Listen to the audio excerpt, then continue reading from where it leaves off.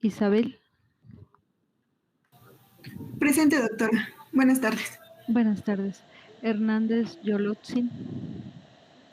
Presente, doctora. Ugalde Fernanda. Presente. Betanzos Armando. Presente. Y Torres Dana. Presente, doctora. Ok.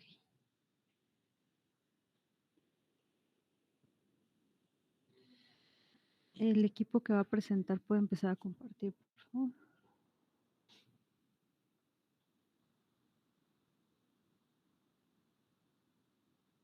En un momento proyecto, doctora.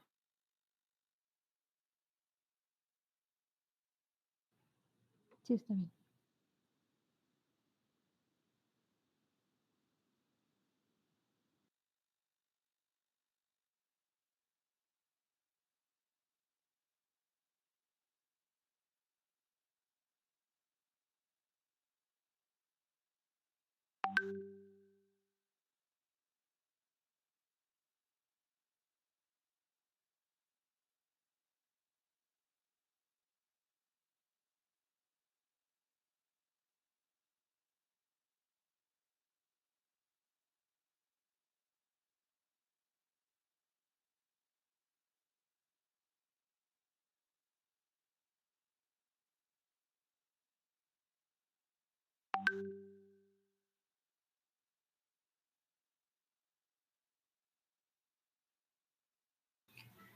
Bueno, vamos a empezar. A nosotros pues nos toca exponer tanatodiagnóstico y bueno, el equipo está conformado por Jocelyn y yo, Rosa Isabel. La que sigue, por favor. Y bueno, antes de empezar, vamos a definir lo que es la muerte. Y bueno, según la Ley General de Salud, en el capítulo 4, que habla sobre la pérdida de la vida, el artículo 343 pues va a definir a la pérdida de la vida como la que ocurre cuando se presenta pues la muerte encefálica o el paro cardíaco irreversible. Y bueno, en cuanto a la muerte encefálica, se va a determinar cuando se verifican los siguientes signos, que va a ser la ausencia completa y permanente de conciencia, la ausencia permanente de respiración espontánea, la ausencia de los reflejos del tallo cerebral, esto manifestado por arreflexia pupilar, por la ausencia de los movimientos oculares, en pruebas vestibulares y ausencia de respuestas a estímulos nocioceptivos. Y bueno, en cuanto a la Ley General de Salud de México, el artículo que hace referencia al cadáver, pues va a ser el artículo 314, el cual va a definir cadáver como el cuerpo humano en el que se ha comprobado pues que ya se llevó a cabo la pérdida de vida. La que sigue, por favor.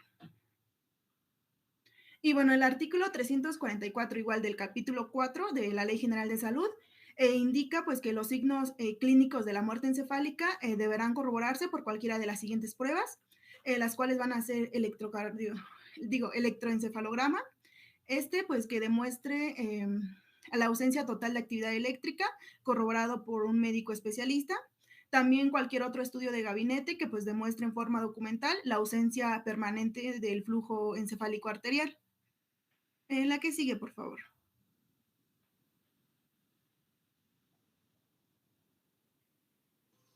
Bien, ahora vamos a empezar por la definición. Pues podemos ver que se va a componer de distintos vocablos. Uno de ellos es cronos, que se va a significar tiempo, thanatos, que nos habla de muerte, y diagnosis de conocer, por lo que podemos inferir que esto se va a significar conocer el tiempo de la muerte. También hay otra definición que dice que es un conjunto de observaciones técnicas y métodos con los que buscamos establecer un intervalo temporal en el cual se ha producido con mayor probabilidad la muerte. La que sigue, por favor. Y bueno, este va a ser uno de los problemas de mayor dificultad en la medicina legal, como afirmaron algunos autores. Y bueno, las tres preguntas que siempre se plantean va a ser cuál es la causa de muerte y las circunstancias que produjo esa muerte, el lugar en el que se produjo la muerte y la data de la muerte. Bueno, esto con la finalidad de determinar el momento exacto en el que va a fallecer el individuo. La que sigue, por favor. Y bueno, hay aspectos que tenemos que tener en cuenta a la hora de estudiar la muerte. Uno de ellos va a ser que las lesiones no tienen por qué ser necesariamente coincidentes con el momento de la muerte. También otros aspectos que tenemos que tomar en cuenta van a ser tanto los factores extrínsecos como los intrínsecos. Dentro de los extrínsecos van a ser como humedad, temperatura, que haya podido causar esta causa de la muerte, o los intrínsecos que tienen que ver más con la constitución, la edad o la talla de la persona. La que sigue, por favor. Ahora vamos a iniciar con los métodos para la data de cadáveres recientes. Bueno, vamos a entender por cadáver reciente aquel que no va a tener signos evidentes de putrefacción. Aquí vamos a tener signos de la muerte molecular. Aquí vamos a abarcar el enfriamiento cadavérico, la deshidratación, las livideces y la hipóstasis visceral. Mientras que la naturaleza físico-química van a ser estos fenómenos cadavéricos bióticos. Aquí vamos a hablar de rigor mortis, el espasmos y cambios físico-químicos y la microbiología. La que sigue, por favor. En cuanto al enfriamiento, va a ser, este se va a producir de forma progresiva, siguiendo una curva exponencial hasta que se iguale con el medio ambiente. Normalmente pies y manos y cara van a quedar fríos a las 2 horas. De aquí se va a extender hacia las extremidades, al pecho, al dorso y finalmente va a ser en vientre, axilas y cuello. Los órganos abdominales pueden conservar el calor hasta por 24 horas. El enfriamiento al tacto suele ser completo a las 10 o 12 horas y ya el enfriamiento completo se va a dar en 24 horas en un ambiente de 10 a 16 grados centígrados. Pero, sin embargo, este parámetro va a ser modificado por los factores extrínsecos que ya les había mencionado antes. Y bueno, el globo ocular no se ve tan afectado por la temperatura corporal, lo que conlleva a que estos efectos de la meseta que se produce en todo el cuerpo sean mínimos en esta parte del globo ocular. Y aquí se va a conseguir una precisión de más o menos 1 hora con un intervalo de confianza del 95%. La que sigue, por favor. En cuanto a la deshidratación, tenemos que este fenómeno se va a observar en la pérdida del peso del cadáver. Aquí vamos a poder ver el apergaminamiento cutáneo, una desecación de las mucosas y modificaciones oculares. Va a comenzar con la turbidez corneal, que va a presentarse a partir de los 45 minutos si el cadáver está con los ojos abiertos y a las 24 horas si el cadáver tiene los ojos cerrados. También aquí se va a ver la tensión ocular, que va a empezar a disminuir a partir de las 15 horas y se va a poder ver este signo de Ripaut, que va a ser la deformación del iris con la compresión. Y también puede aparecer la mancha de la esclerótica o Sommer-Lacher, que va a ser lo que nos va a permitir ver la coroides. Este se va a presentar entre las 10 y las 12 horas si los ojos permanecieron abiertos. La que sigue, por favor. Luego tenemos las livideces. Este fenómeno va a ser... Doctora, regrésate a esa. Ok. Es importante que aclaremos los nombres que les dieron a esos signos. Normalmente, como lo hicieron en el examen que inventaron un nuevo padre de la medicina legal, lo ideal es que se aprendan la descripción de ese tipo de signo cadavérico, es decir, no usen el nombre de Sommer o cualquier otro epónimo, porque normalmente les cambian el nombre, no se lo aprenden y lo escriben mal.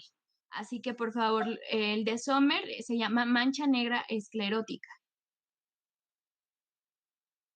Y lo que utilizaron como turbidez corneal sería opacidad corneal. Turbidez no está mal, pero generalmente utilizamos opacidad corneal.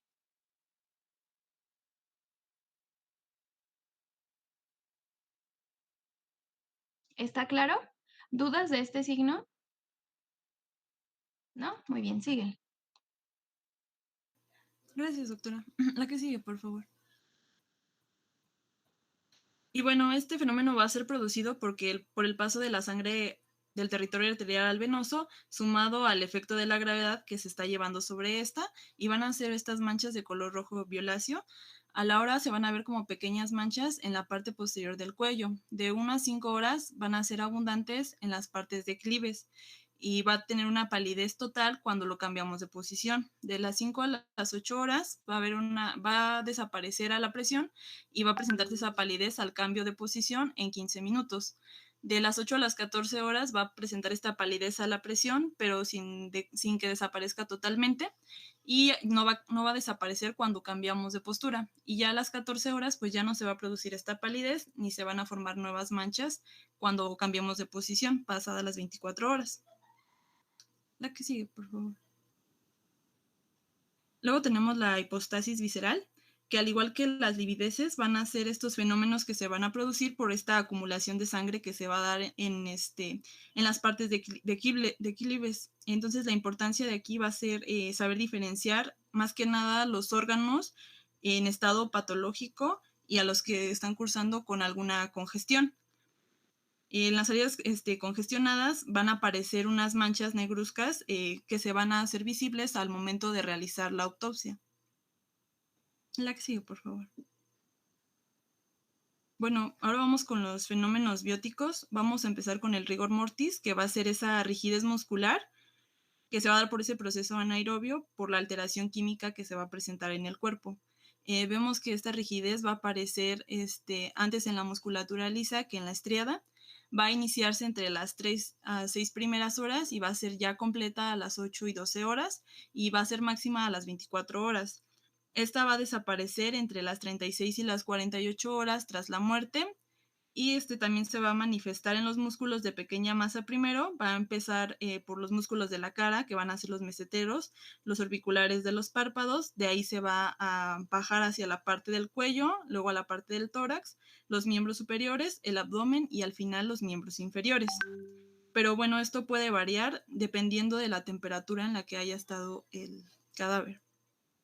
La que sigue, por favor. Luego tenemos los espasmos, que se va a tratar también de ese rigor mortis que se va a producir, pero va a ser de forma instantánea. Quiere decir que aquí la persona no va a tener esa relajación previa. Aquí hablamos del signo de Purpe o de Taylor, que va a ser esa rigidez instantánea que se va a presentar. Y bueno, puede ser localizado tanto en un segmento corporal localizado o también generalizado. Y bueno, se va a asociar más que nada con la última... ¿cómo decirlo? Con lo último que vio la persona antes de morir. La que sigue, por favor. No, a ver, no, eso no es como lo último que vio, o sea, no es como vio algo, se impresionó y entonces ya... A ver, hay dos fenómenos. Regresa al anterior. Ok, hay dos fenómenos. El rigor mortis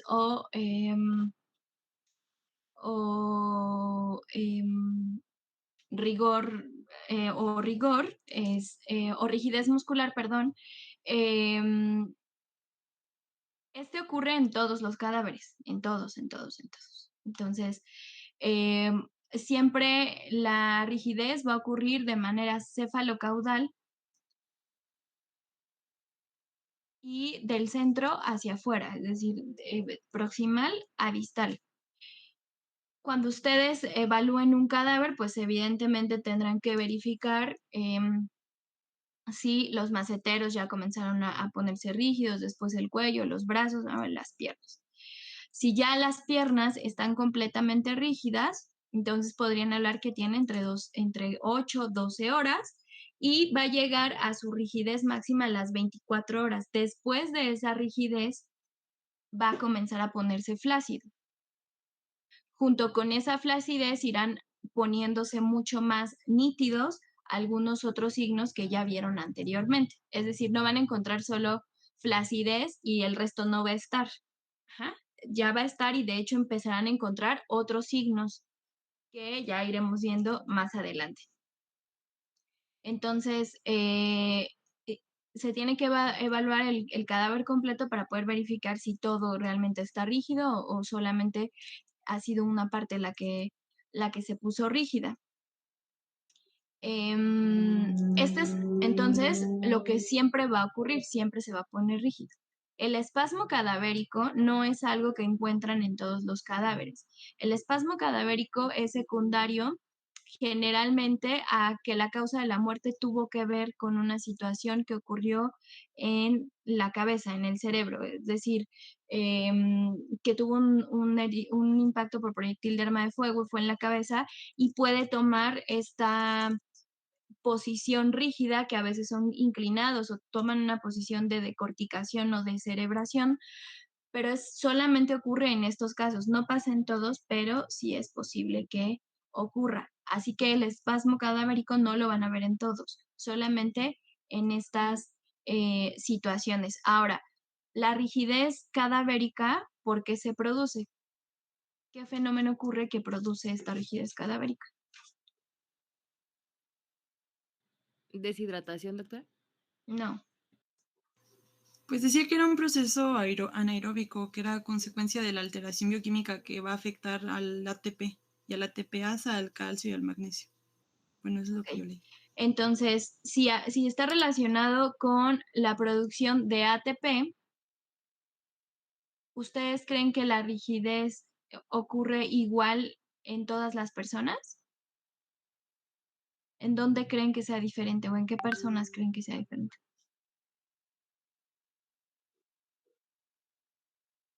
Pues yo creo que tiene que ver con su densidad muscular. Entonces, ¿en dónde tú lo verías diferente? Pues siento que va a haber mayor rigidez en las personas que tengan mayor densidad muscular. ¿Ok? Entonces, ¿en cuáles hay menos? ¿Serían los ancianos? Ajá, ¿en quién más? En personas que tengan alguna enfermedad que conlleve una atrofia muscular. Ajá. Y en los niños también, ¿no? También tienen menos masa muscular y por lo tanto es distinta. Eso no quiere decir que no se ponen rígidos, ajá, pero digamos puede durar menos porque justamente tienen menos músculo. No sé, doctora Teresita, ¿quiere comentar algo? No, sobre los espasmos no solamente era sobre enfriamiento. Ah, No sé si puedan regresarla.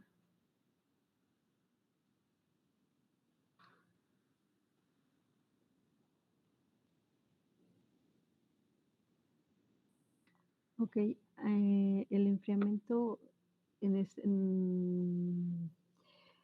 sí ocurre de esa manera, o sea, sí se da extendiéndose de extremidades y posteriormente hacia el centro, o sea, sí, porque obviamente las partes más distales es las que van a tener menos temperatura que la parte central. Y pues obviamente hay muchos factores que van a hacer que influyan en este enfriamiento cadavérico, ¿no? Hay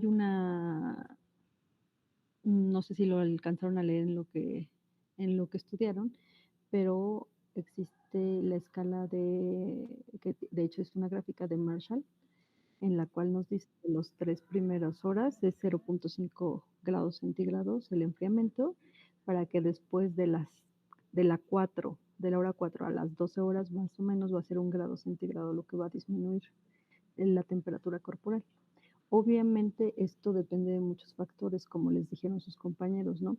Desde la parte de el entorno en donde ocurrió la muerte, o sea, no es lo mismo el enfriamiento cadavérico en una zona boscosa, cerca de un lugar donde hace mucho calor, o si está sumergido o no, o sea, esos son los factores que nos dan.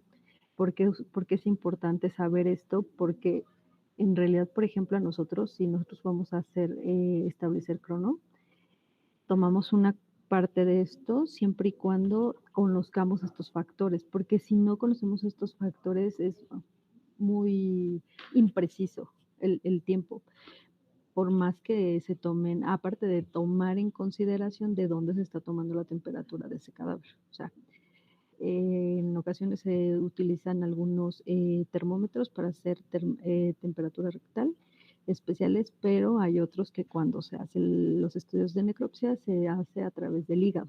O sea, utilizas este tipo de termómetros, pero bueno, no son tan frecuentes que se tengan. Y siempre y cuando tengamos todas esas condiciones para saber cómo ocurrió, en dónde se encontró, y más o menos cómo tienes que checar hasta el tiempo, o sea, cómo estuvo la temperatura en la región, cuando es un cadáver que se encuentra en campo abierto, vaya. no en un lugar en específico cubierto. Entonces, todas estas cosas sí son importantes que nosotros conocemos, por eso esa parte, cuando decimos al tacto, también eso es algo muy subjetivo. Entonces, para que no se queden con esas ideas. Alguien levantó la mano.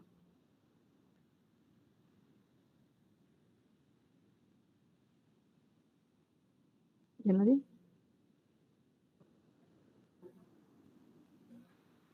Ok. No, creo que no. ¿Alguna otra cosa? Bajaron. No, nada más. Entonces, vayan ustedes mismos ahorita en este ejercicio haciendo una línea del tiempo de cómo van apareciendo. Les repito, los signos cadavéricos no aparecen aislados, o sea, no es que se enfría y los otros no aparezcan. Todos van apareciendo de manera conjunta. Por eso les decía, bueno, si el cadáver está flácido, pues solo hay dos opciones. O ya pasaron 24 horas o no tiene, o tiene una hora de que la persona falleció. Tienen que integrar el resto de los signos para hacer realmente un cálculo de la data de la muerte. No aparecen de manera aislada, todos aparecen en conjunto, ¿ok? A ver, síguele, doctora.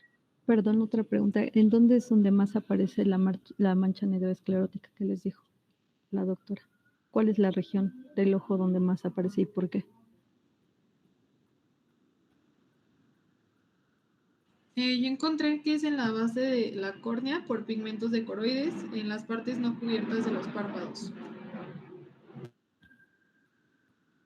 En las partes no cubiertas de los párpados. Esa sería más la opacidad corneal. Pero la mancha negra, o sea, ¿en qué parte de la esclera? O sea, ¿cuál es el lugar más frecuente que aparezca y por qué?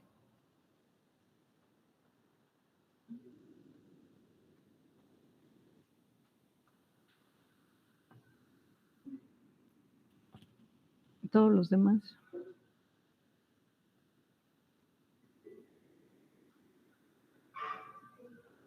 Yo había visto que era en el ángulo externo ocular. Ajá, sí, bien. ¿Por qué? Porque es como que la que queda expuesta cuando pues los párpados no quedan bien cerrados. No, no confundan, eso lo hace más la opacidad corneal, o sea, están confundiendo la opacidad corneal con la mancha, ¿ok? La opacidad corneal se presenta mucho más frecuente, obviamente, con los ojos abiertos, porque es esa desecación. Pero la mancha negra no se presenta por eso tan específicamente. Se presenta ahí porque es la parte donde anatómicamente es mucho más delgada la esclera. Entonces, obviamente, se va a ver la coroides de manera más sencilla, por eso. Pero no siempre, o sea, por ejemplo, podemos encontrar cadáveres con los ojos cerrados y que presenten mancha negra, esclerótica, entonces no necesariamente es tan asociado, o sea, es mucho más asociado la desecación, por eso le ponen así turbidez corneal, que es opacidad corneal. Y ese es por el fenómeno que va a la par con la deshidratación de un cadáver. Doctora, entonces, ¿cuál era la parte anatómica del ojo? Repíteselas.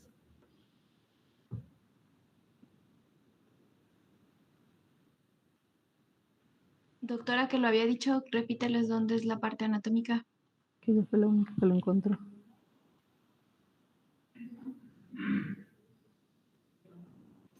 Es el ángulo externo ocular. Ok, está bien. Entonces sí, esa parte nada más no la confundan. Y como les dijo la doctora, solamente no nos interesa que se aprendan el epónimo, sino que el por qué y qué es. Sería más sencillo para ustedes, ¿ok? Ya pueden continuar, gracias. Gracias, doctoras. La que sigue, por favor. Bueno, en cuanto a los cambios físico-químicos, van a ser esas transformaciones que se van a producir tras la muerte, Aquí más que nada vamos a hablar del hematocrito, el índice de refracción y la permeabilidad de los eritrocitos. La pérdida gradual de agua que se da en el eritrocito tras la muerte, encontrando que el contenido del agua dentro de este va a variar lineal o inversamente dependiendo del tiempo que lleve la persona muerta. Y bueno, en cuanto a la microbiología, es más que nada, se valen aquí para estimar el número de bacterias para poder saber en qué momento fue el de la muerte. La verdad es que a ese como que no le entendí muy bien. Entonces no sé si nos podrían explicar las doctoras.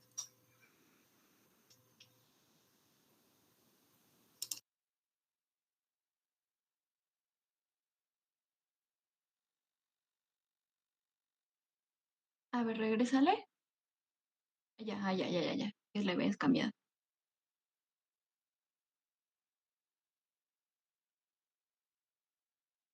¿Cuál es la que no entendiste bien? Ajá, o sea, ¿cómo hacen este conteo de generaciones para medir la velocidad? Bueno, este conteo de bacterias para saber en qué momento murió la persona.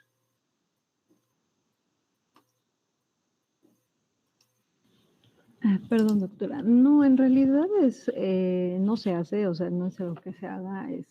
Hay muchas cosas que ustedes van a encontrar que es meramente, regrésate, es estas tesis, ¿no? Y estos estudios que se han visto, porque obviamente va a haber mayor sobrecrecimiento y se da como cierta tasa de velocidad. En realidad, si lo buscas, o sea, es en relación justo a ese estudio de Isabel Fernández. Entonces, en realidad no es un método que se utilice porque no es exacto. De hecho, utilizas más otros. O sea, por ejemplo, creo que lo van a hablar un poquito más adelante, pero los entomólogos son aquellos que pueden dar en caso de que haya entomofauna, hacen un cálculo, porque van siguiendo el crecimiento de las especies que se están encontrando, en este caso la larva, la mosca, o sea, en qué periodo de su crecimiento lo están encontrando y cuál es el mayor número de insectos que se están encontrando, y ahí se hace como también esta parte, pero en esos casos también se toma en consideración muchos factores, o sea, porque no va a ser lo mismo en un campo donde hay humedad, donde había mucho más calor, donde había mucho más frío, porque también depende. Pero este que nos mencionas de microbiología en realidad no se utiliza, o sea, por eso no hay como o sea, no es un método que usemos, porque ni siquiera está como totalmente estudiado. Ah, ok, gracias, doctora. No, de nada.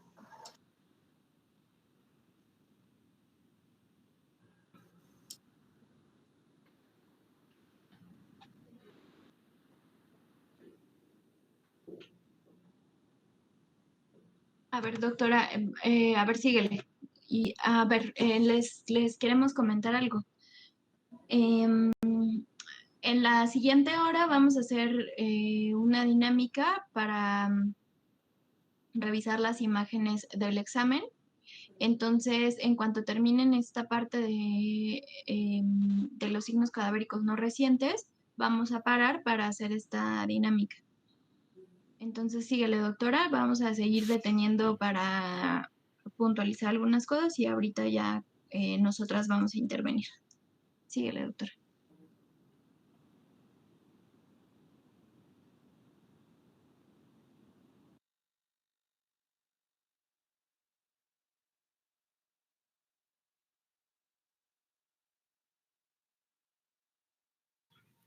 Bueno, ahora vamos a continuar con los cadáveres no recientes. Y bueno, para esto, pues, cadáver no reciente se va a ser aquel que la putrefacción, pues, ya está manifiesta en sus 3 primeras fases. Más adelante vamos a ver las fases de la putrefacción. Y bueno, los datos que se toman en cuenta aquí, pues, va a ser la observación de los fenómenos de descomposición cadavérica, que estos, pues, como ya lo mencionó mi compañera anteriormente, pueden verse modificada por factores externos. También los datos de entomatología forense y datos paramédicos. Y bueno, dentro de los fenómenos cadavéricos tardíos vamos a tener a la autólisis, la putrefacción y la antropofagia cadavérica, que esto pues van a llevar a la destrucción completa del cadáver. En la que sigue, por favor.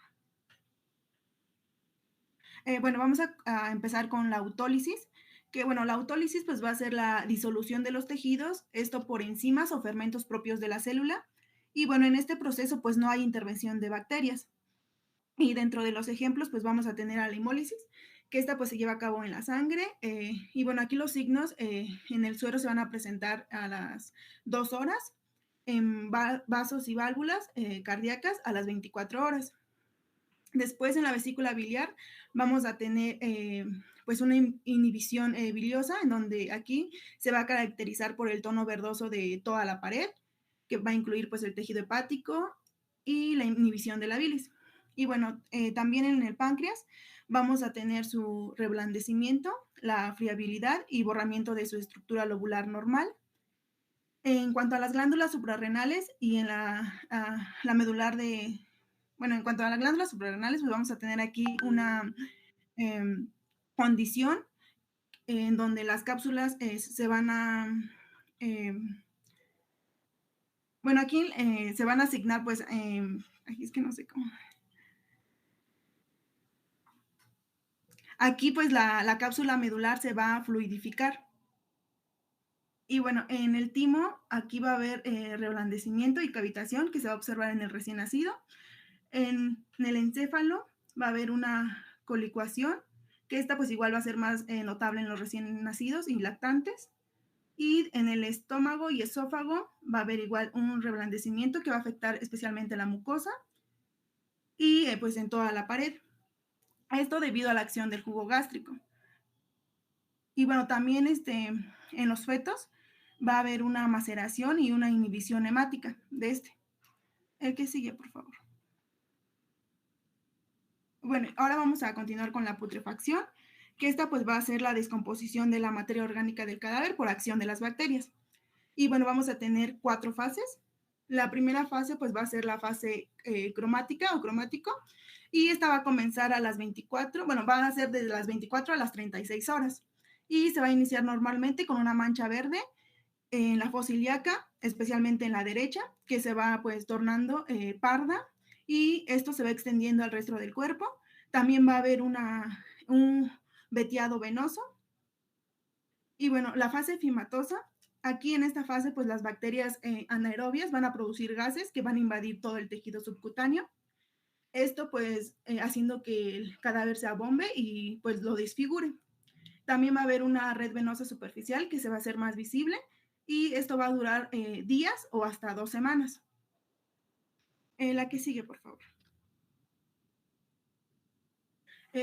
Posteriormente vamos a tener la fase colicuativa, que esta pues va a consistir en la licuefacción de los tejidos blandos.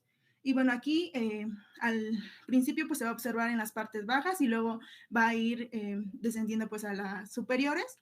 Y esta fase pues va a conferir a la piel un aspecto acaramelado, y el gas se va a ir escapando, desapareciendo el aspecto pues inflamado, y esto va a ocasionar que la epidermis pues se despegue y forme ampollas. Y bueno, esta fase va a durar entre 8 a 10 meses. La que sigue, por favor. Bueno, después vamos a tener la fase de reducción. Y bueno, aquí también se va a conocer como fase de esqueletización. Y bueno, aquí va a aparecer el moho. Esto va a ser durante 2 a 4 años. También van a ir desapareciendo las partes blandas, que igual va a ser durante, bueno, de 2 a 4 años. Después va a desaparecer el cartílago y ligamentos, que va a ser a partir de los 5 años. Posteriormente la médula ósea, que va a desaparecer después de los 6 años. La desaparición de grasa en huesos, que va a ser de 5 a 15 años. La desaparición de materia orgánica en canal medular, que va a ser después de los 10 años. Y a partir de los 10 a 15 años, pues se va a iniciar lo que es la destrucción de algunos huesos. Y bueno, después hasta los 50 años va a estar el estado quebradizo, frágil y esporoso de los huesos. Entonces, pues este proceso lleva de los 5 hasta los 50 años. La que sigue, por favor. Bueno, ahora vamos a continuar con los procesos conservadores. Primero, pues vamos a tener a la momificación, que esta pues va a consistir en la desecación de los tejidos y suele aparecer entre 1 a 12 meses. Y bueno, las características de la momificación, pues va a ser que va a haber una importante pérdida de peso. Aquí la piel se va a encontrar pues retraída, oscura y adosada pues al esqueleto. Y también en estos casos se va a preservar las formas exteriores y los daños que sufrió este cadáver, y así pues va a ser posible identificar y diagnosticar el traumatismo por el cual pues falleció. La que sigue, por favor. Otro de los procesos conservadores va a ser la saponificación, que pues va a consistir en la transformación de la grasa corporal en un compuesto similar al jabón, y pues se va a formar una capa de adiposita. Y bueno, el tiempo necesario para que se lleve este proceso va a ser entre los 3 y 12 meses. Y bueno, al principio pues esta grasa pues va a ser untosa y maleable, y ya con el paso del tiempo pues se va volviendo más seca y quebradiza. La que sigue, por favor. Después vamos a tener el proceso de corificación, que pues se va a producir en cadáveres que por lo regular pues se encuentran encerrados en cajas de zinc soldadas. Y bueno, aquí la piel pues va a tomar una consistencia similar al cuero curtido, y para que esto se lleve a cabo pues se va a necesitar de 2 a 3 meses hasta 1 y 2 años. Por último vamos a tener la congelación, que pues va a ser causado por el frío intenso y prolongado, y puede pues condicionar a una conservación casi indefinida del cadáver. Pero pues una vez que se haya descongelado, los fenómenos de putrefacción pues van a ocurrir de forma más acelerada. La que sigue, por favor. Y bueno, ahora vamos a continuar con la antropofagia cadavérica, que pues va a ser la destrucción del cadáver debido a la acción de animales. Primero pues vamos a tener a las larvas, que en este caso las moscas van a depositar sus huevos, especialmente alrededor de la nariz, la boca y el ano. Y bueno, más tarde estos huevos se van a desarrollar y se van a convertir en larvas, que pues estas van a ser muy voraces, y posteriormente se van a convertir o va a llegar a la fase de pupa, y en donde pues en esta fase se va a originar las moscas adultas.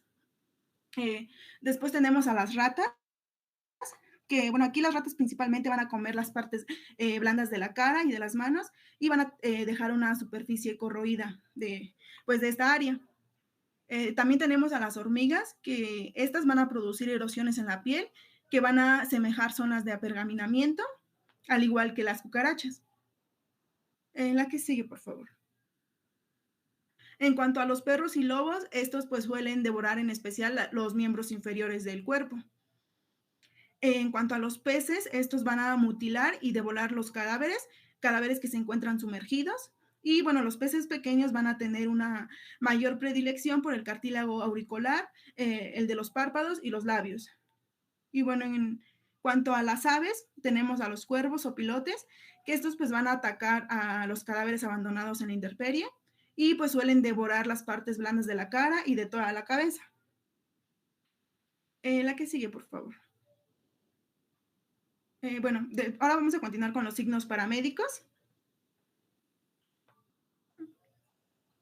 Y bueno, en cuanto a los signos paramédicos, aquí los elementos que se toman en cuenta para pues llegar a un diagnóstico serán los elementos pues que rodean al cadáver y la situación en que se encuentra.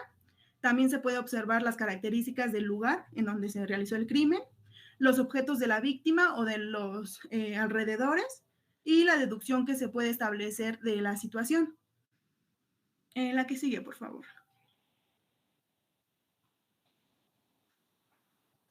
Ahora vamos a pasar con los signos de la vida residual. La que sigue, por favor. Y bueno, como organismos pluricelulares que somos, pues la muerte del individuo no conlleva la muerte instantánea en todas las unidades básicas. Quiere decir que no va a ser el mismo proceso en las diferentes regiones del cuerpo. Esta muerte se va a producir de forma diferida. Y bueno, la motilidad de las células espermáticas se puede observar hasta 34 o 36 horas después de la muerte. La reacción pupilar a la luz puede durar hasta 4 horas. La reacción pupilar a la atropina se da entre las 2 o 4 horas post-mortem, y puede haber contracción muscular ya sea por algún estímulo mecánico o eléctrico hasta las 3 o 4 horas de la muerte. La que sigue, por favor. Y bueno, existen también otros signos que están estudiándose, como la excitabilidad de las glándulas sudoríparas o la transformación blástica de los linfocitos y la coagulación. También una parte que mencionaban era la estructura y la localización anatómica del cartílago, junto con sus propiedades mecánicas, físicas y químicas, van a permitir a los condrocitos sobrevivir durante varias semanas después de la muerte de la persona. Por lo tanto, en la referencia decía que el cartílago podría ser un nuevo parámetro para poder determinar la data de la muerte. La que sigue, por favor. Posteriormente vamos a tener los signos derivados del cese de funciones vitales, que pues se basa en observar el estado en el que pues ha quedado detenidas las funciones fisiológicas al momento de interrumpirse tras la muerte. Y bueno, clásicamente pues se han propuesto el estudio de 3 datos que, bueno, hoy en día pues no se admiten como fiables. Y bueno, estos van a ser la represión de la vejiga, la longitud del pelo de la barba y la fase de la digestión y el tránsito intestinal. La que sigue, por favor. La que sigue, por favor. Bueno, en cuanto a las nuevas tecnologías, mencionaba que se están desarrollando software hoy en día que quieren aportar a este campo. Se dice que en el 2011, en la aplicación gratuita para iPhone, intentó ayudar a esta estimación en este intervalo, solo con la medición de la temperatura rectal en el mismo lugar donde ocurrió la muerte de la persona. Y bueno, esta aplicación dice que nos dará esa estimación del momento en que murió la persona. En la que sigue, por favor. ¿Hasta aquí le dejamos, doctora, o le seguimos con la línea del tiempo? No, sigue con la línea del tiempo, por favor. Ok.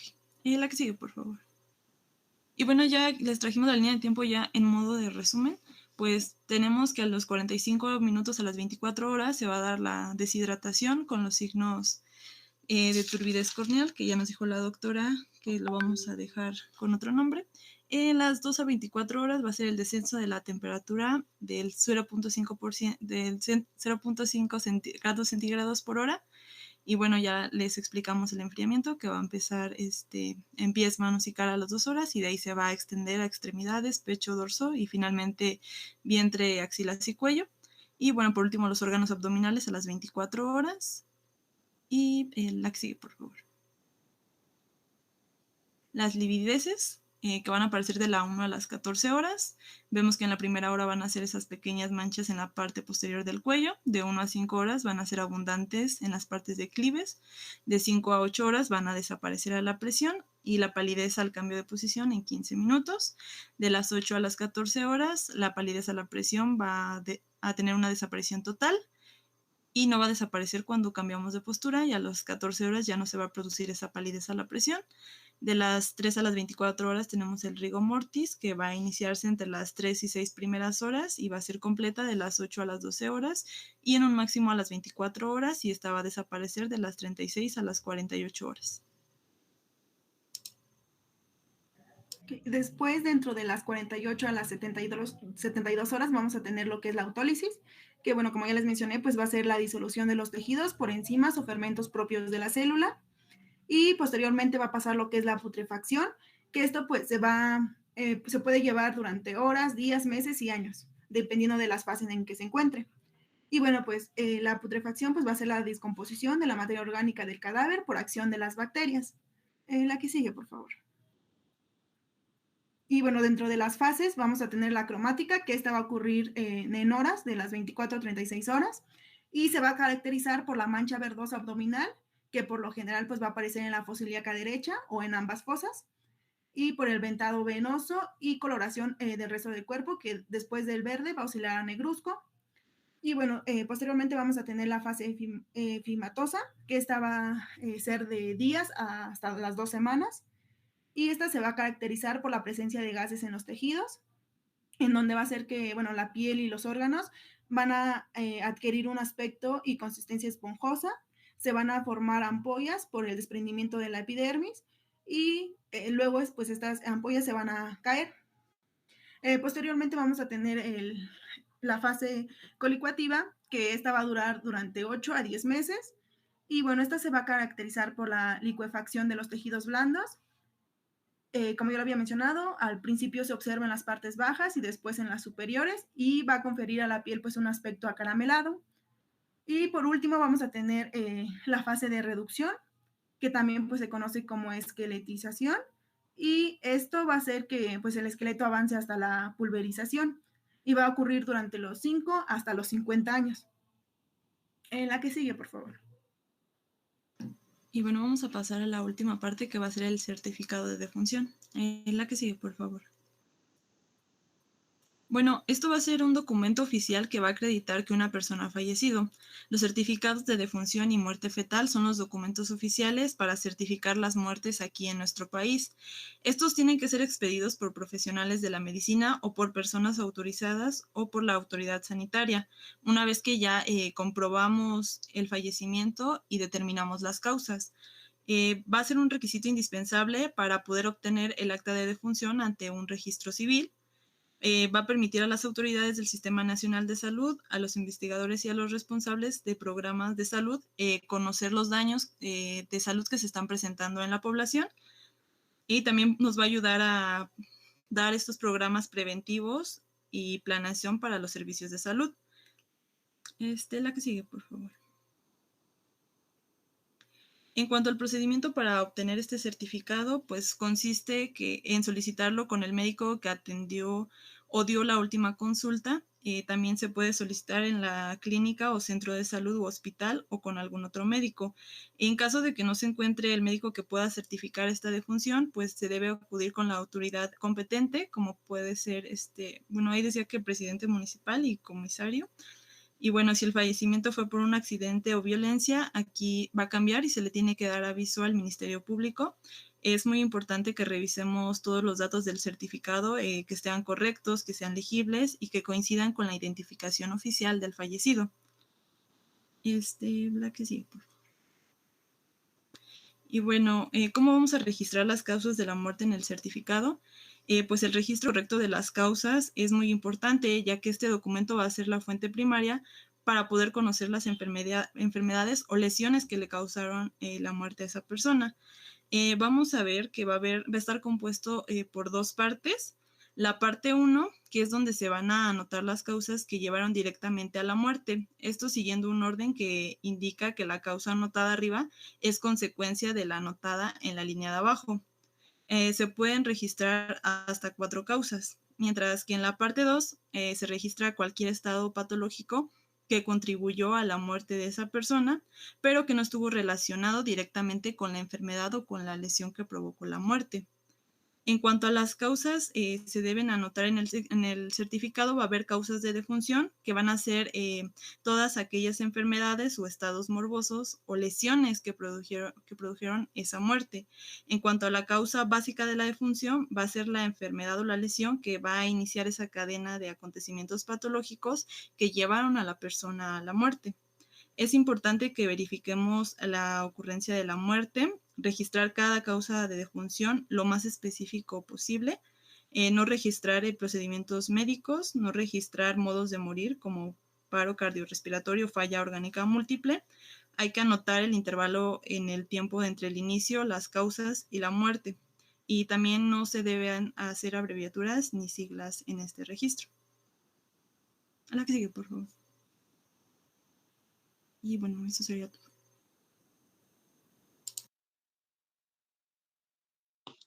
Ok. Bueno, entonces, de los signos cadavéricos, ¿tienen alguna duda? Creo que no, doctora. ¿Cómo? No, doctora. Entonces, ¿cuál es la definición de muerte según la Ley General de Salud?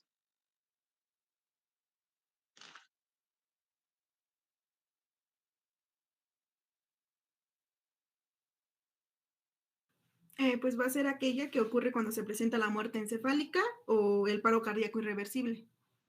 Ok. Ahora, según la Ley General de Salud, ¿cuándo se considera encefálica o cómo vamos a determinar eso? Bueno, mencionaron las compañeras que era cuando tenían una ausencia completa o permanente de la conciencia.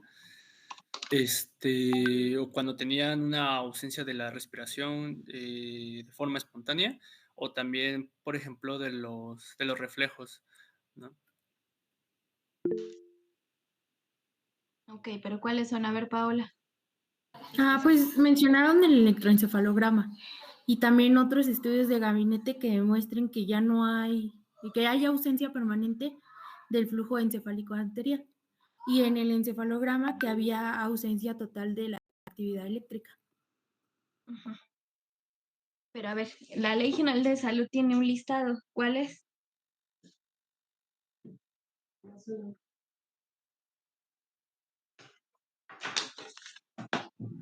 Pues era, no sé si es la de la ausencia completa y permanente de conciencia, ausencia permanente de respiración espontánea y ausencia de reflejos del tallo cerebral. ¿Sí son esos? Ok, entonces, ¿cómo verificarían que tiene ausencia de los reflejos del tallo cerebral?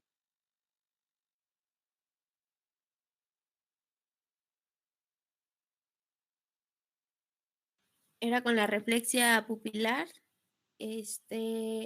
los movimientos oculares con pruebas vestibulares y la ausencia de respuesta a estímulos nociceptivos. Ok.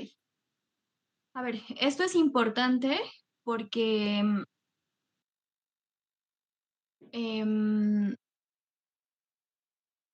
puede ocurrir que tengan una persona que aparentemente está viva, pero tenga muerte cerebral.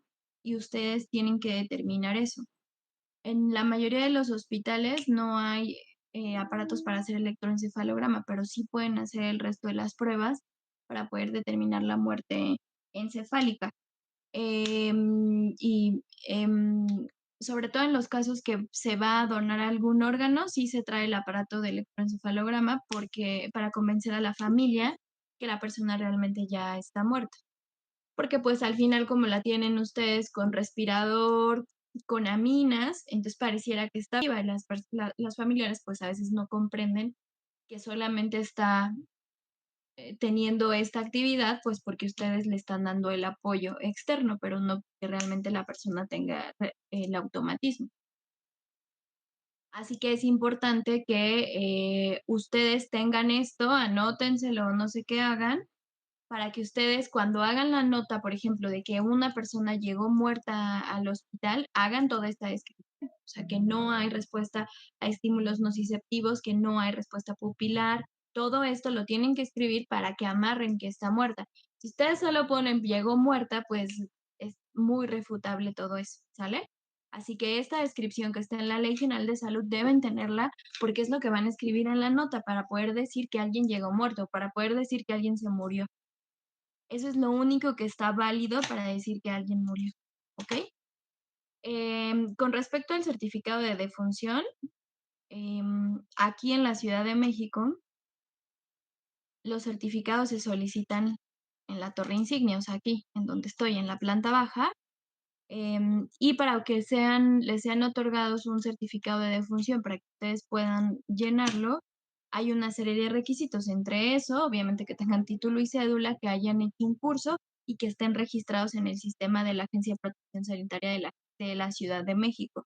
Dependiendo del estado donde se encuentren, los requisitos, pero de manera general son los mismos y los certificados sí son iguales, ¿no? O sea, se llenan de igual. Entonces, la próxima clase vamos a hacer un ejercicio de llenado de certificado, pero bueno, queríamos que supieran esto y que sepan cómo se hace. Entonces, por favor, estudien el llenado del certificado, sobre todo lo de los diagnósticos, porque ahí es realmente donde la mayoría se equivoca, ¿no? O sea, el llenado del resto de los datos, pues solo tengan cuidado de no equivocarse, pero en el llenado como tal ya de los diagnósticos es un problema. La doctora Teresita quiere comentar algo.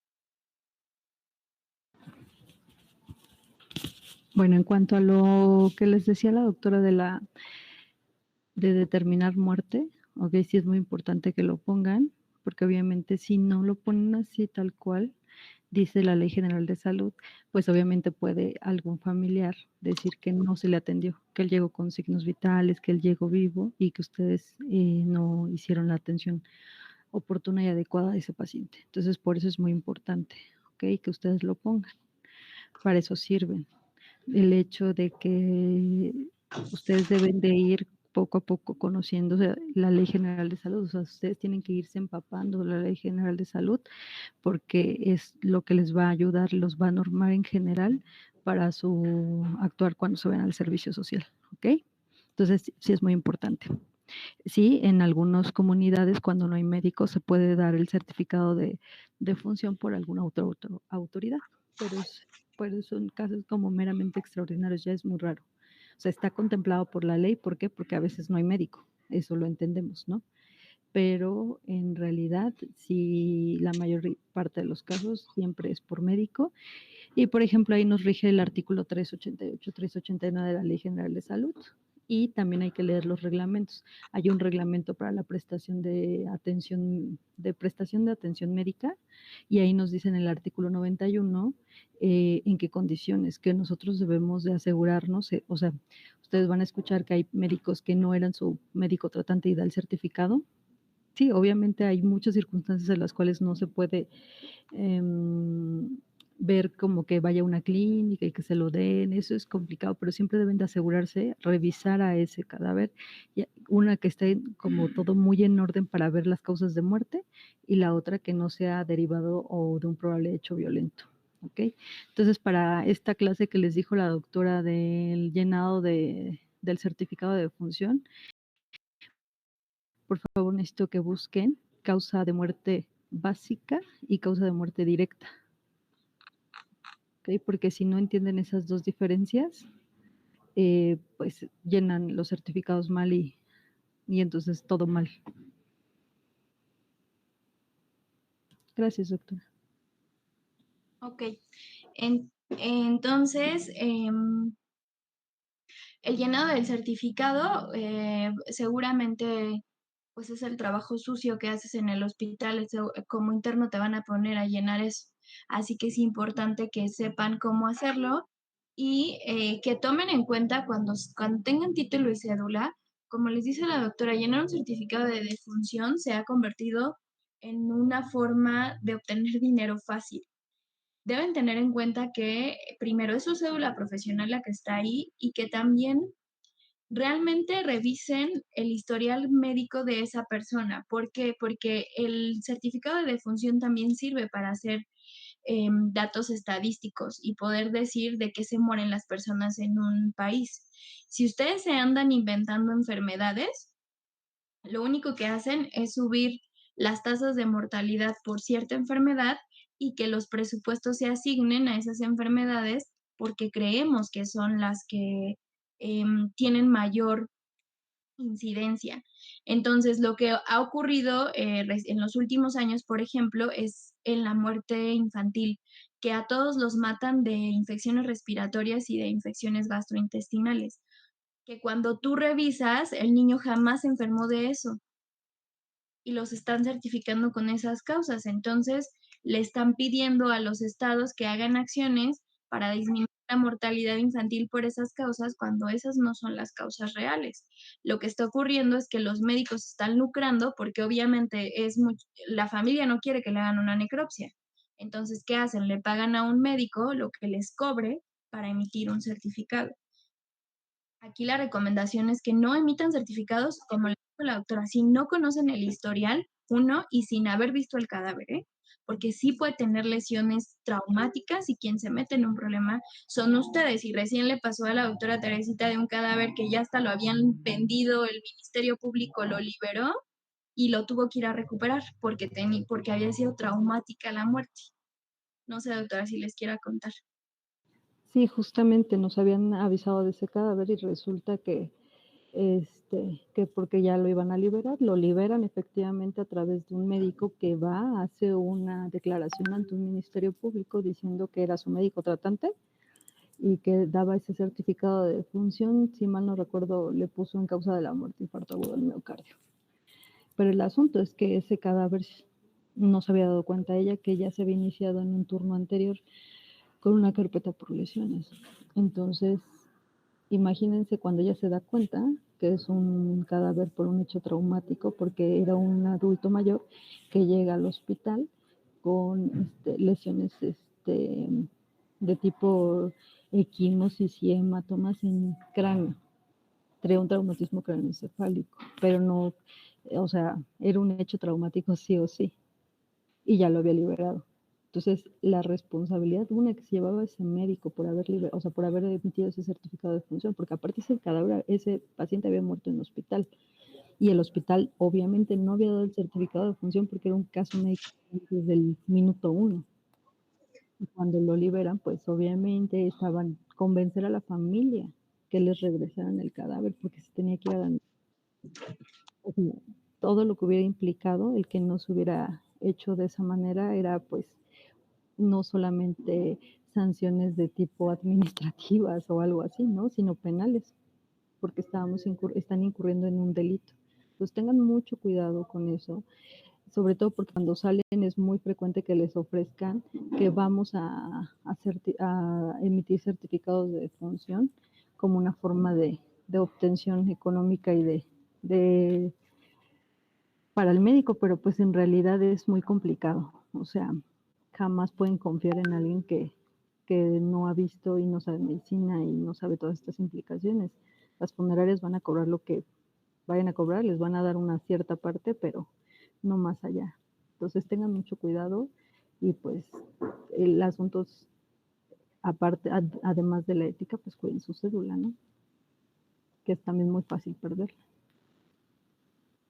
Entonces, o sea, esos son los casos y hay otros, de verdad tenemos así muchas historias donde uno dice, wow.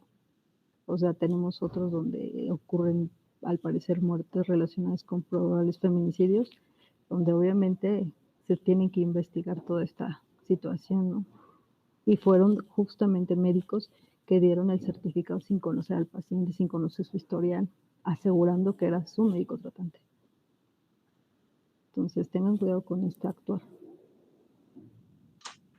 Sí, o sea, definitivamente tal vez es una forma fácil, pero los problemas en los que se pueden meter son más grandes que lo que les pueden pagar por un certificado de defunción. Entonces, tengan cuidado con eso. Bueno, entonces la próxima, por favor, estudien lo que les dijo la doctora y revisen cómo es el llenado para que lo hagamos aquí. Ahora, vamos a hacer la revisión rápida del examen. Básicamente de las imágenes es lo que vamos a revisar. Los demás que ya me preguntaron de manera particular, pues ya les hice las aclaraciones ahí. Entonces, esto es lo que vamos a hacer.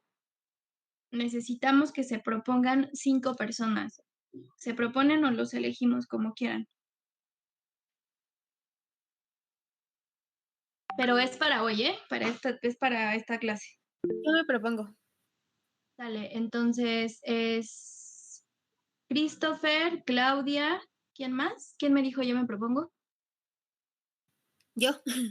Ok, Christopher, Claudia, faltan 3.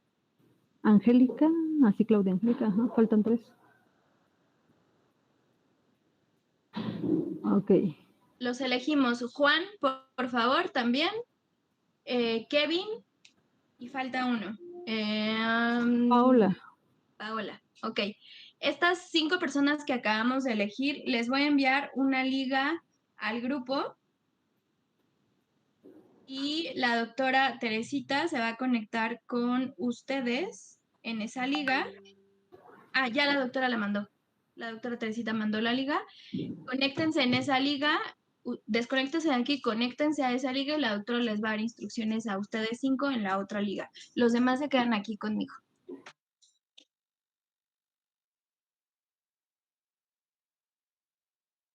Ok, entonces los que nos quedamos aquí, por favor, van a sacar un cuaderno, una hoja, lo que quieran.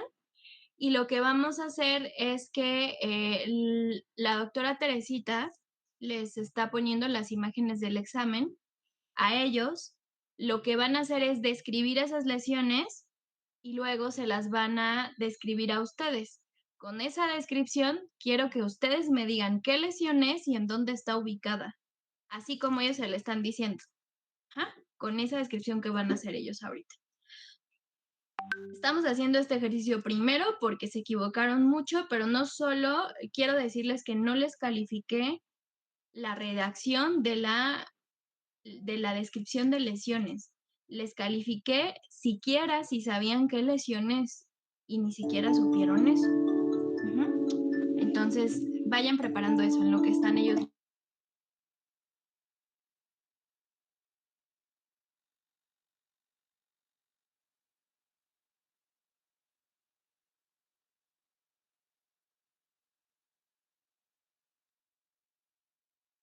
Vamos a esperar unos minutitos en lo que ellos están describiendo las lesiones.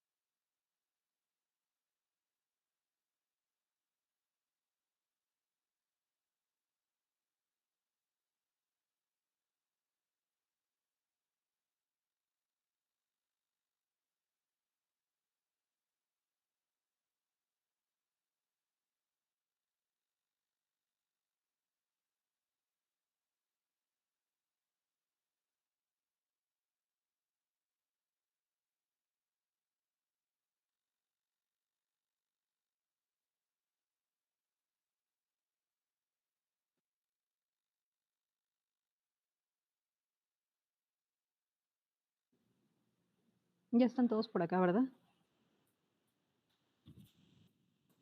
Ya, doctora. Ok.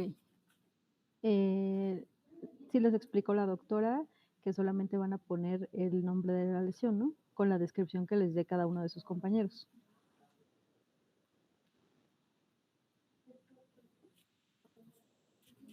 Ok. Vamos a empezar. ¿A quién le tocó la primera? Sí. Ok, por favor, diles a tus compañeros. Si quieren que se las vuelva a repetir, nada más avísenme, por favor. Sí.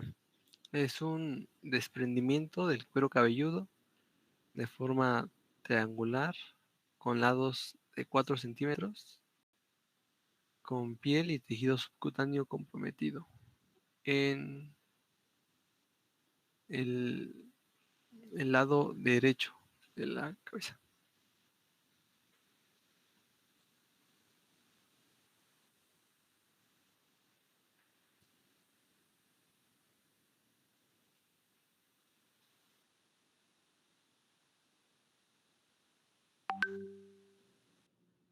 ¿Todos lo tienen o quieren que les vuelva a repetir su descripción?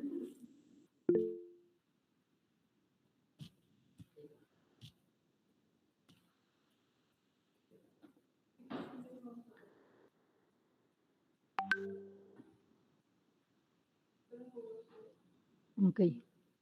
Vayan anotándolas y al final ahorita volvemos a pasar las imágenes. La número 2, ¿a quién le tocó? A mí, doctora. Por favor, diles tu descripción. Sí, es lesión producida por el roce de un cuerpo duro sobre la piel, dando la descamación del epidermis y dermis, de forma rectangular de 3 por 2 centímetros a nivel del tercio medio de la cara anterior de la pierna.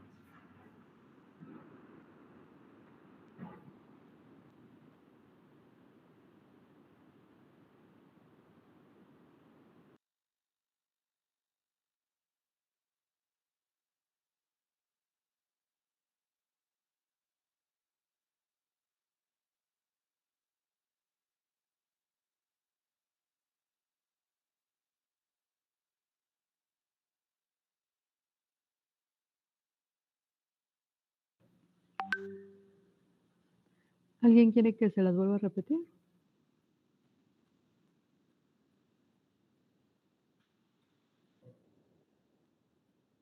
Otra vez, por favor. Ok, es lesión producida por el roce de un cuerpo duro sobre la piel, dando la descamación del epidermis y dermis, de forma rectangular de 3 por 2 centímetros a nivel del tercio medio de la cara anterior de la pierna.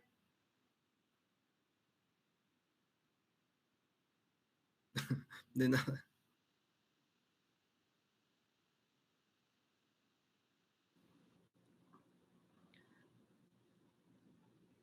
Ok, ¿a quién le tocó la 3? A mí. Por favor, Sí. Pérdida de la continuidad de la piel que puede extenderse a tejidos profundos subyacentes con características importantes, como bordes irregulares, puentes dérmicos, bordes equimóticos o excoriativos, de tamaño de 3 centímetros de ancho por 2 centímetros de largo, que compromete piel y tejido subcutáneo, localizado en el tercio proximal del segundo dedo en la cara palmar de la mano izquierda.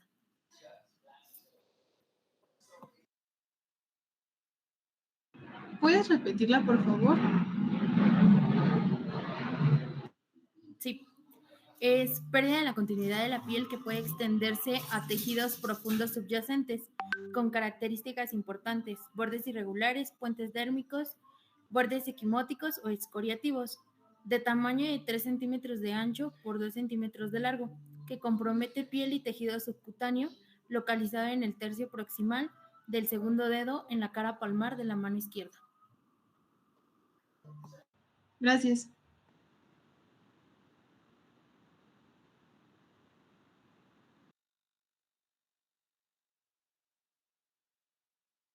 Ok, ¿a quién le tocó la 4?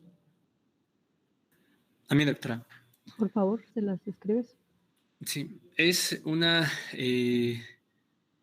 lesión causada por la infiltración de sangre de 10 por 3 centímetros de forma circular de color violáceo en el tercio proximal de la cara anterior de la pierna izquierda.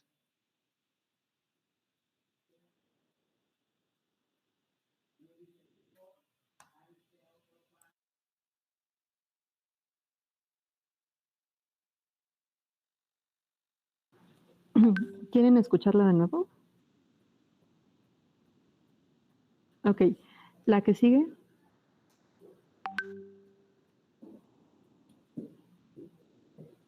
Ok, la siguiente es desprendimiento parcial o completo de partes blandas y de una región del cuerpo producido por presión seguido de tracción del agente contundente, de forma irregular, de 10 por 5 centímetros, con sangrado activo, comprometiendo desde la piel hasta tejido subcutáneo, localizado en el dorso y cara externa del pie derecho.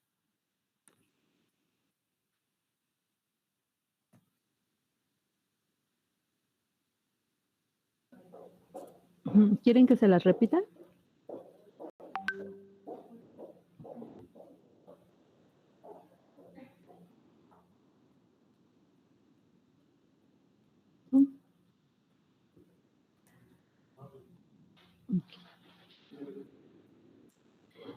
Doctora Margo, ¿quiere que les vayamos poniendo las imágenes o que nos vayan diciendo primero las respuestas? Sí, si quiere que nos digan primero cuál fue la imagen que ellos imaginan que es y después ya les ponemos las completas.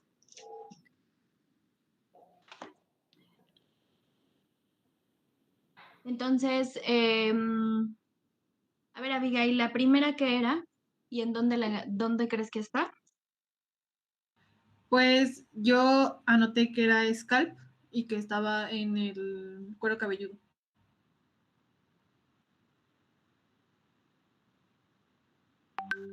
A ver, ¿Alguien tiene algo diferente? No, yo también concuerdo con mi compañera, que sí es scalp. ¿Todos pusieron scalp entonces?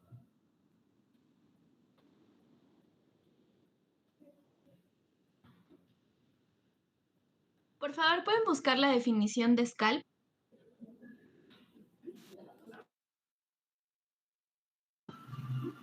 Doctora, yo que vi las imágenes, ¿puedo decirle o me espero?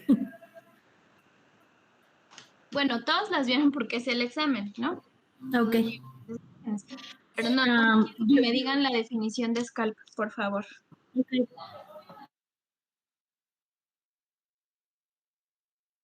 Sí. Ah, no es, doctora. Es que estaba leyendo que scalp es un desprendimiento de la piel del cuero cabelludo. Ok. ¿Me pueden volver a describir la persona que hizo esta lesión? ¿La pueden volver a describir, por favor? Sí, precisamente dije eso, desprendimiento del cuero cabelludo. ¿Y tú viste que tenía desprendido el cuero cabelludo? Sí. ¿Seguro? ¿Tú le Pues viste el colgajo? ¿En la imagen viste el colgajo? Pues hay como 3 colgajos. No. ¿Estás seguro? Pues lo que yo vi. O sea, porque estaba pensando en herida contusa, pero al ser en esta zona de la cuero cabelludo, porque, o sea, como tal, como que falta una parte, es lo que yo vi. O sea, no es como que nada más haya o sea, hay un espacio sin cuero cabelludo.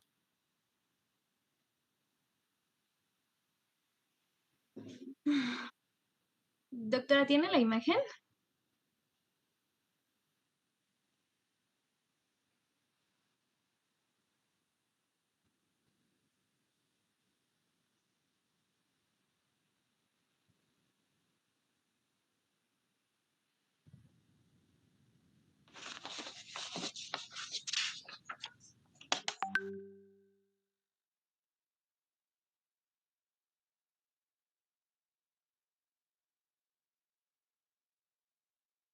A ver, ¿ahí dónde está el colgajo? Pues ahí, o sea, como que los 3 lados del triángulo, yo los veo como colgajos. A ver, defíneme colgajo, Juan. Que cuelga. ¿Y tú ves el cuero cabelludo colgando? Pues un poco. O sea, no esa imaginación que creen que pueda colgar, ¿eh? O sea, ¿están viendo ahí un colgajo? Sí, Abigail. Perdón, doctora, pero es que yo también ando bien perdida y me siento, bueno, o sea, yo contesté lo mismo y justo en el examen contesté lo mismo, o sea, que ahorita, porque, o sea, literalmente un colgajo es, o sea, un pedazo del tejido colgando así, literal, Ajá. literal, literal.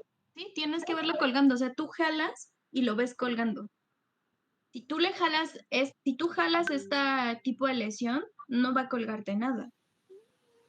Es que, no sé, por la imagen yo siento que si jalo la de la izquierda, sí cuelga un poco. No, a ver, las imágenes son así, no hay que imaginar que si lo jalo va a colgar, porque yo sé perfectamente que ustedes no tienen al paciente ahí. Entonces no puedo prestar una imagen a la interpretación porque yo sé que ustedes no lo tienen ahí. Entonces, si yo pusiera una imagen de colgajo, de un scalp, por supuesto que pondría la imagen en donde le está colgando para que ustedes puedan notar esa diferencia. Por supuesto que no es lo mismo que yo les ponga una imagen a que lo puedan tener ahí para que verifiquen si realmente hay un desprendimiento del cuero cabelludo. Entonces, en la imagen, Abigail, Juan, ¿ustedes ven que le cuelga en la imagen? No quiero que lo interpreten. ¿Ven que le cuelga? No le cuelga, porque nadie le está jalando el cabello hacia arriba como para que ustedes vean que se está desprendiendo del músculo o del hueso del cráneo. Entonces, ¿qué es una herida por contusión? ¿Cuáles son las características de una herida por contusión? Que va a tener bordes irregulares, se me olvidó esto de... Los puentes Puentes dérmicos, puentes dérmicos. Ok, ¿le ven puentes dérmicos ahí? No. Sí, esos que les están marcando con el mouse, ahí están los puentes dérmicos. Y toda el área está equimótica. Ahí la doctora se los está marcando. Entonces, la diferencia con un scalp es que tienen que ver colgándole el cuero. Si no se lo ven colgando, no es un scalp. En este caso es una herida por contusión. ¿Sí? Abigail, ¿está claro? Sí, ya entendí. Okay. Juan, ¿está claro?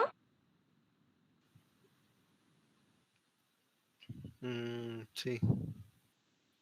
Vale, si no está claro y no me lo dicen, pues ya. Ok, la segunda imagen que encontraron. ¿Quién la va a decir?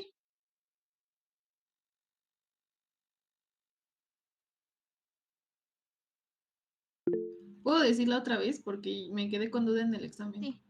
Bueno, yo entendí que era una escoriación. Por la descripción de mis compañeros. Exactamente. Es una excoriación. ¿Alguien tiene una cosa diferente o crea que puede ser otra cosa? No. Yo pensaba que en el examen que era un apergaminamiento, porque en la imagen yo no vi que hubiera inflamación. Bueno, en el examen, no me acuerdo. Entonces me quedé con duda y porque yo en el examen lo vi como color café, entonces dije, pues eso es un apergaminamiento, pero pues no es. No, es una excoriación. El apergaminamiento se ve amarillo. Y si lo ves, está rojo, oscuro. Ah, ok. Sí, es que yo en el examen lo vi café. Mira, ¿sabes cuál es un apergaminamiento? El que está arriba. Ok. Ese sí es. Si ves la diferencia de los colores. Ese Sí. sí es un apergaminamiento. El que está abajo sí es una excoriación. ¿Vale? El apergaminamiento lo van a ver amarillo, café, pero se ve como lo tienen arriba, hasta de cierta forma se ve como hundido, que ustedes en la práctica me decían que era una equimosis y estaban insistiendo que estaba hundido. Si ustedes lo ven bien, parece que se hunde y en la excoriación no. Entonces, el de arriba sí es apergaminamiento, el de abajo es una excoriación. ¿Ok? Profesora, yo puse ahí equimosis en el examen, pero porque como que no vi como la piel, el plano de la piel dañado. Bueno, en este caso sí es importante que, pues hay que evaluar bien la lesión. Por supuesto que si la tienen de frente sería mucho más fácil, ¿no? O sea, en alguien vivo y de frente, o ha muerto pero de frente, sería mucho más fácil que puedan encontrar la diferencia. Em, ¿Cuál es la definición de excoriación?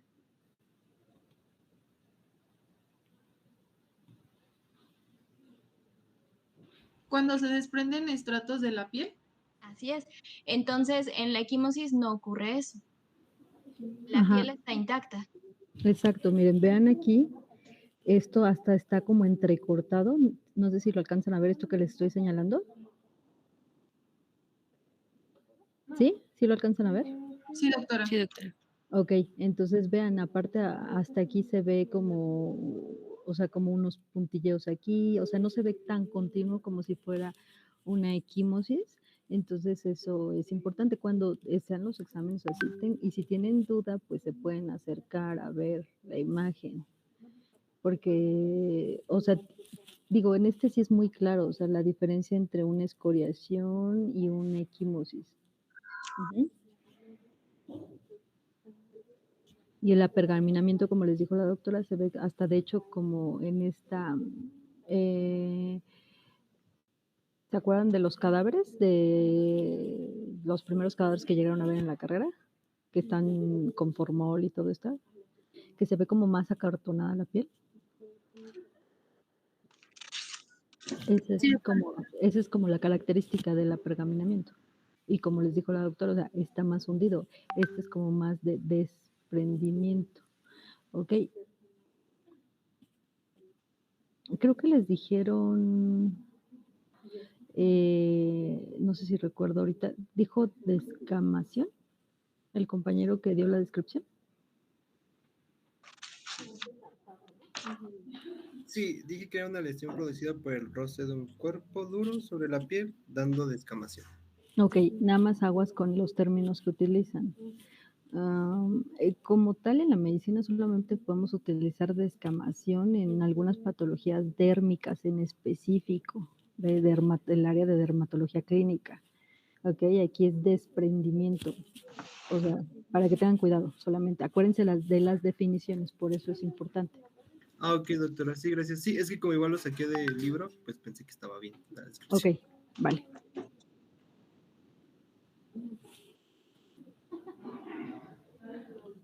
A ver, la siguiente, ¿cuál dijeron? ¿Cuál dicen que es?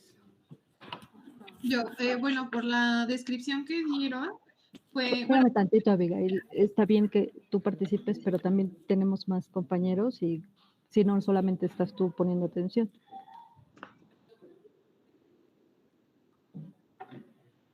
Es una herida. Herida contusión. Yo también puse herida por contusión, por la descripción.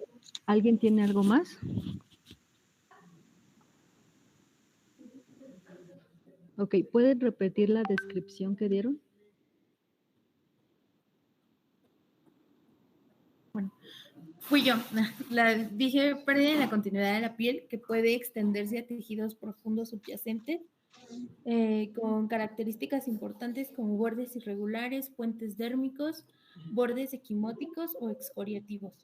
De tamaño de 3 centímetros de ancho por 2 centímetros de largo, que compromete piel y tejido subcutáneo, localizada en el tercio proximal del segundo dedo en la cara palmar de la mano izquierda. Ok. Christopher. Ah, ok. Es que con lo que ahorita acaba de escribir mi compañera, según yo recuerdo en la imagen, era una luxación y una herida por exposición, ¿no? Ok, sí. Tal cual lo que describe su compañera, así tal cual, siguiendo Lo que ella describe es una herida por contusión. Por contusión, pero lo que yo también en el examen, lo que vi, también puse luxación. Ok, ahora se las pongo. Okay.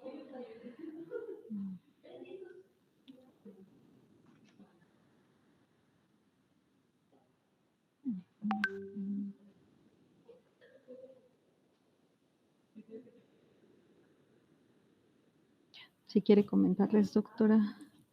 Ok, entonces, ¿quién que no sea quien la haya descrito? ¿Alguien más del grupo?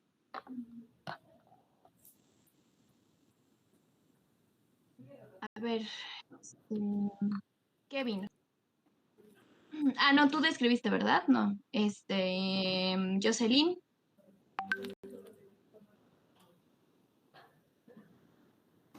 Sí, doctora. Ok. ¿Tú qué ves ahí? Pues yo en el examen igual puse herida por contusión. Pero en este momento, ¿qué ves tú?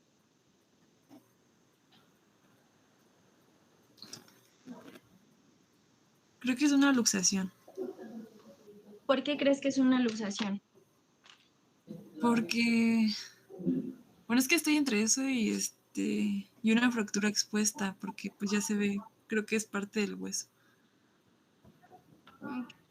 Entonces, ¿es una herida por contusión o qué ves tú ahí? Pues ahorita creo que podría ser una fractura expuesta. Lo que te está marcando la doctora Teresita con el cursor, ¿qué crees que sea? Creo que es el hueso, no estoy segura. Ok, entonces, ¿es herida por contusión o es un algo expuesto? Creo que es algo expuesto, algo expuesto. Okay. ¿Por qué crees que no es una herida por contusión? Por las características que habían dicho, ¿no? Ok, entonces tú ves ahí bordes irregulares, ahí en la imagen, ¿tú alcanzas a verlos? No, no lo imagines. No. ¿Tú los ves? ¿Ves puentes dérmicos ahí? No. Ok. ¿Tú ves la piel alrededor que está como regular, partida, como explotada? ¿Tú ves algo ahí en esa imagen? No. No, ok. Entonces no es herida por contusión. ¿Estamos de acuerdo? Sí, doctora. Va. ¿Sí lo tienes claro, Jocelyn? ¿O hay algo que a ti que tú dices, no, pues yo sigo creyendo que es por contusión? ¿Sí? ¿Lo No, tenemos?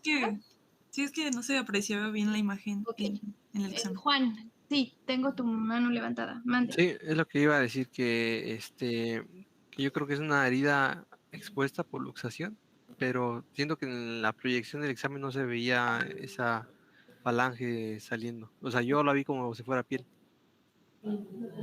Me pasó lo mismo. Igual pensé que era piel, por eso la puse como herida por contusión. Entonces, lección para todos. Si les da duda por la propia imagen, por favor, díganmelo, porque lo que hizo el otro grupo fue decirme que no la veían y pasaron a mi computador a verla desde ahí. Entonces ellos lo tuvieron más claro.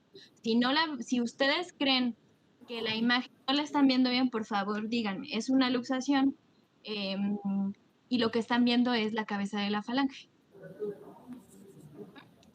Entonces, se tenía que poner que es una luxación expuesta de la falange proximal del segundo dedo de la mano izquierda, con una herida de exposición de 1 por 1.5 centímetros ubicada en la cara palmar de la falange distal del segundo dedo. Así es como se describía esa. Ok, la que sigue, ¿cuál es?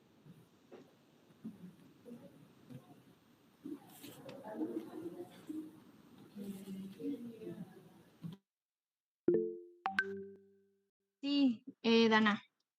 Esa era una equimosis, doctora. Ok, ya la describieron, ¿verdad? Es una equimosis, correcto. No sé si fueron ustedes o fue el otro grupo, pero bueno, sí tienen claro por qué descartamos un hematoma, ¿verdad? No había ahí un aumento de volumen.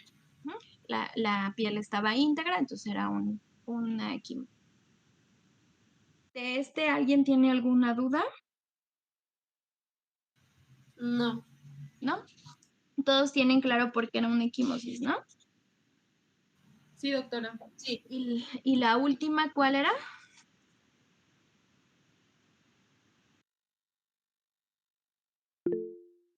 Sí, Carla. Ok, abulsión. Todos los que pusieron abulsión, se los puse bien. ¿Alguien tiene duda de por qué era abulsión? ¿O alguien cree que pudiera ser otra cosa? Yo le puse herida por contusión. Sí, yo también puse lo mismo.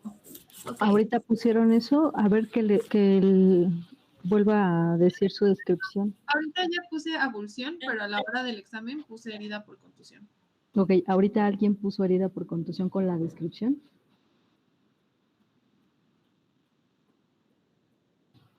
A ver, por favor, repíteles tu descripción.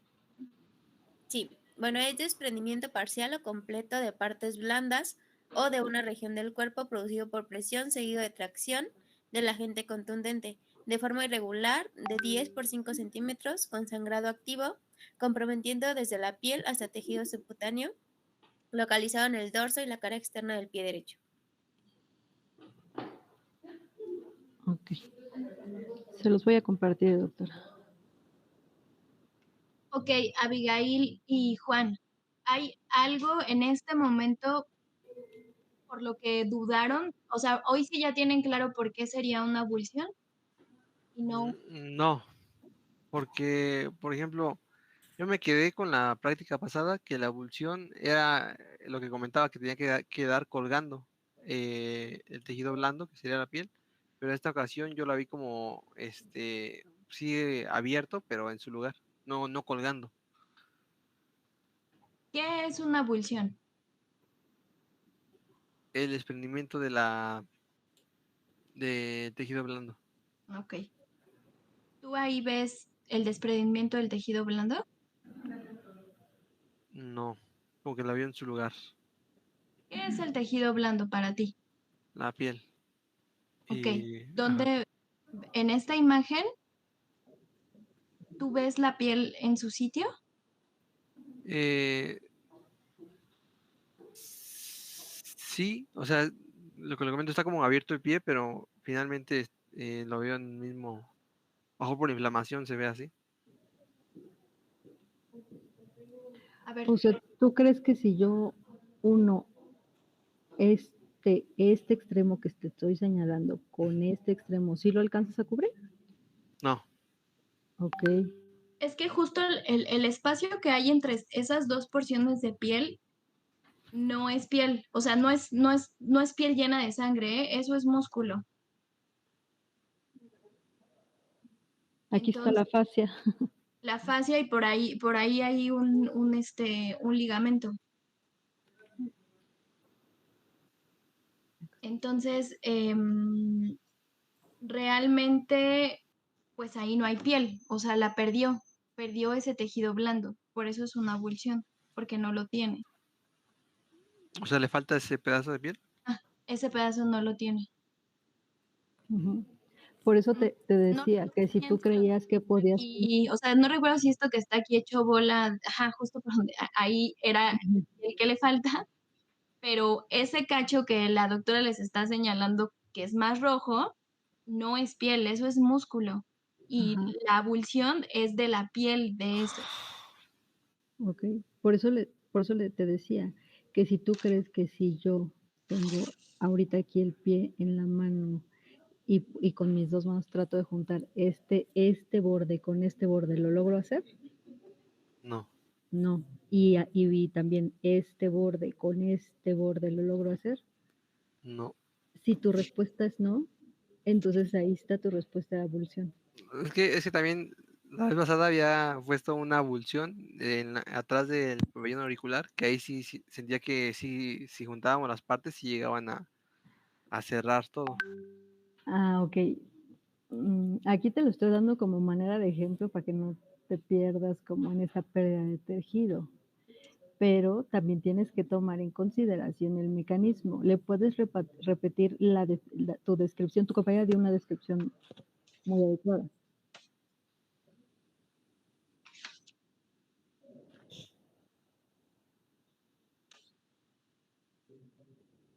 ¿Se la repites, por favor, a tu compañero?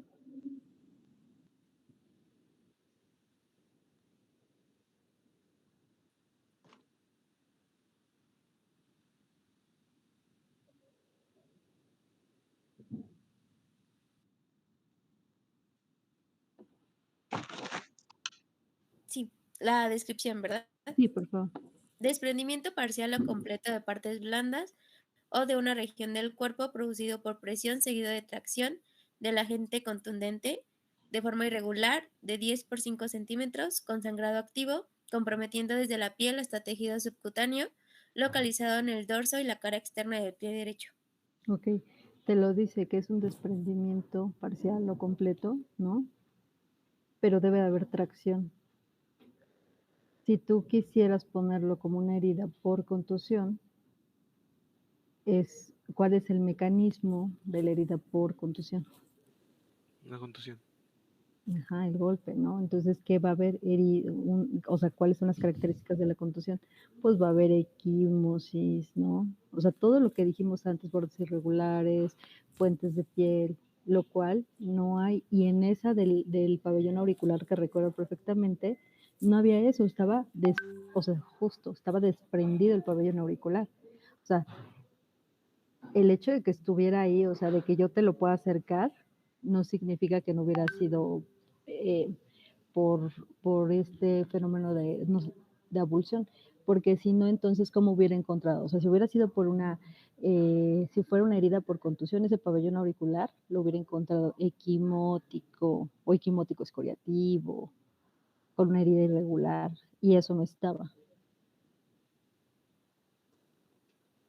Por eso es importantísimo que se aprendan las definiciones, porque si ustedes no se aprenden las definiciones, no van a poder localizar las heridas, porque si ustedes se aprenden la definición, pues lo van a poder llevar a la imagen. Ok, estoy viendo esto. No sé si queda un poco más claro. Sí. Sí, de verdad, seguro. Sí. Es importante que hagan como una especie de lista de cotejos si tienen duda, ¿no? O sea, por ejemplo, que digan, ok, esta podría ser una herida por contusión. Ok, ¿tiene puentes dérmicos? No, no tiene puentes dérmicos. ¿Tiene equimosis perilesional? O sea, alrededor, en los bordes, no tiene eso, ¿no? Y si ustedes se dan cuenta,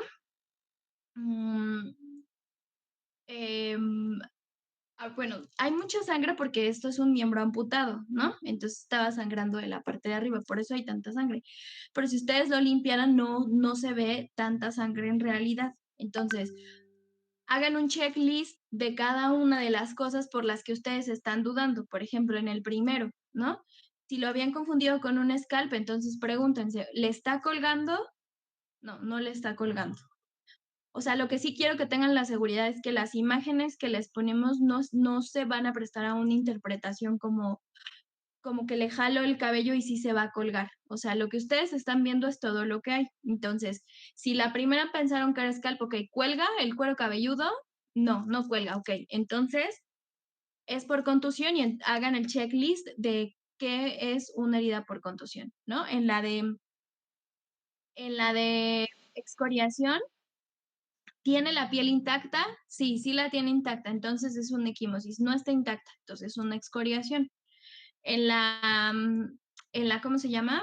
En la luxación, sí creo que pudo haber sido mucho la calidad de la imagen la que afectó en cuanto a que pudieran ver que lo que estaba era ahí, pero de cualquier manera, bueno, tienen la oportunidad de decirme que se pueden acercar a la computadora y lo otro es que hay que buscar, Kevin, que nos presten mejor el domo, porque ese es el mejor proyector. Y en cuanto a esta, pues lo mismo, ¿no? O sea, lo que le faltaba pues es la piel, entonces lo que tiene es una abulsión, o sea, perdió esa parte del tejido blando. Y justo es donde les quería aclarar que solo le ponen abulsión y ya se fueron a la localización. Es importante que agreguen de qué es la abulsión, porque, bueno, esta es abulsión de la piel, pero se pudo haber llevado también músculo, entonces deben poner abulsión de la piel de la porción dorsolateral del pie derecho. Sí, es importante que pongan qué es lo que se llevó para que quien lo lea tenga una idea. Entonces, ¿dudas hasta de aquí de esto? No, doctora. No, ¿Lo doctora. tienen más claro? Ok, entonces, Sí. Yo creo que vamos a tener que estar haciendo estos ejercicios para que se vayan familiarizando. Entonces, para la próxima clase, por favor, estudienlas para que tengan justo esta capacidad de hacer el checklist. Y les vamos a poner otras imágenes para que vayamos practicando, aunque sean unas 2 o 3 para que lo vayan haciendo. Y también vamos a hacer la práctica de certificado de defunción. Sí, sí es importante, como les dice la doctora, hacer estos ejercicios, porque ya se dieron cuenta que, por ejemplo, si ustedes me describen o sea, lo que ustedes nos están diciendo es una herida por contusión, y resulta que no es, o sea, sí cambia mucho la diferencia. Vean la importancia de describir las imágenes. Entonces, esa es la importancia que queremos que se quede, porque a la hora de hacer notas, pues si describen algo totalmente imaginativo, o sea, como yo creo, cuando al final yo sé que traen los conocimientos y simplemente es que los repasen. Y no sé si se dan cuenta que simplemente con conocer la definición les va dando por descarte las demás. O sea, no hay como mucho pierde. ¿Dudas? Entonces, por favor, piénsenlo.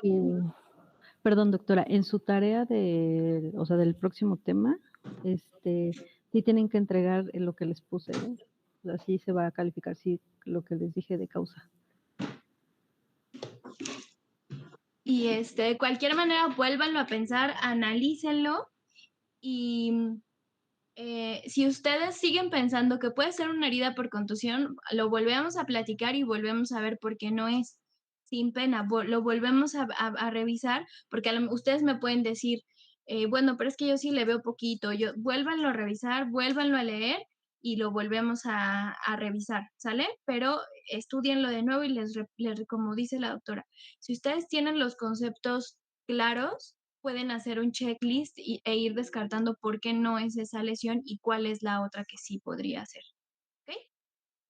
Bueno, entonces síganlo pensando, analícenlo y nos vemos el próximo lunes para ver certificado y para ver, bueno, de todas formas preparen el siguiente tema porque vamos a ver certificado, el tema y las imágenes. Vamos a tratar de ver todo en conjunto. ¿Vale? Entonces... doctoras, ¿me puedo quedar a comentarles algo al final? Sí. Sí, claro. Gracias. Vale, entonces nos vemos el próximo lunes. Linda semana a todos. Descansen, excelente. Cuídense.